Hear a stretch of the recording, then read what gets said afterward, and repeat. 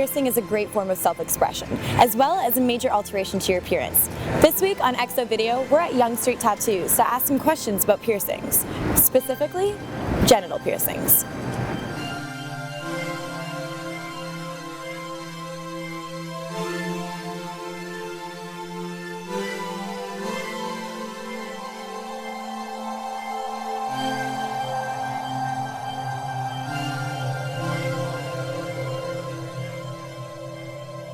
I'm here with Alex Kidman, a professional body piercer at Yonge Street Tattoos. So Alex, what are some things that people need to consider before getting a genital piercing? A lot of things to consider, I would say, would be lifestyle in particular. Of course, when you kind of get into the realm of genital piercings, there's not a lot of gray area, so there's kind of, there's some people that of course get them for aesthetic reasons, sexual reasons, personal reasons, even to some degrees spiritual reasons. I think first establishing the main reason why you would want to do one of these prior to getting one done will determine a lot about it and a lot of the lifestyle of it as well, and to some extent even the healing of it. Because they're definitely not for everybody, but with proper consideration they're extremely good and extremely beneficial. So will getting a genital piercing alter your sex drive at all, or your sensitivity? Temporarily, at very least, your sex drive will be altered. But then some people's sex drives can be altered depending on even what their partner tends to think of their genital piercing. Also included in that can be how their sensitivities ended up, which I would say, to generalize, I would say sensitivity is usually higher. But then again, it's kind of funny because obviously what is now higher will eventually become quasi-normal again, and so that is kind of, I would say, what leads people to go again above and beyond and go for the next one and keep pushing the boundary of it.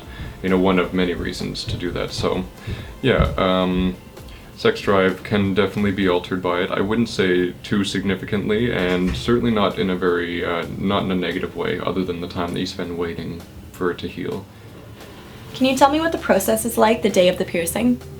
It does depend obviously on which one, but let's go for let's say like a hood piercing. So one of the more common female piercings, very wide target audience, women of all different ages and backgrounds, etc. So they'll come in. We will initially assess whether they are anatomically correct for this type of piercing. If they do have the room, typically if we're able to fit what's called a receiver tube under the hood, then they have enough room, which can be in and around the size of the head of a Q-tip. So after we establish placement and we clean, we obviously discuss allergies, aftercare, healing, and any other little details.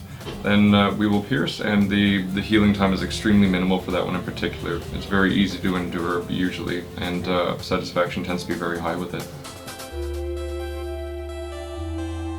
Sexual contact initially being very traumatic, it will encourage a lot of problems throughout the healing.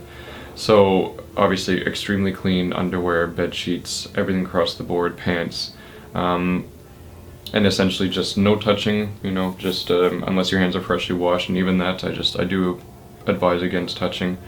We sell a glycerin-based body soap, which is antimicrobial, antibacterial. That one is essential because you'll be able to kill any of the surface bacteria. I think the biggest misconception is people don't know how little they almost need to do with some piercings sometimes. They think the more they clean it, the quicker it'll heal.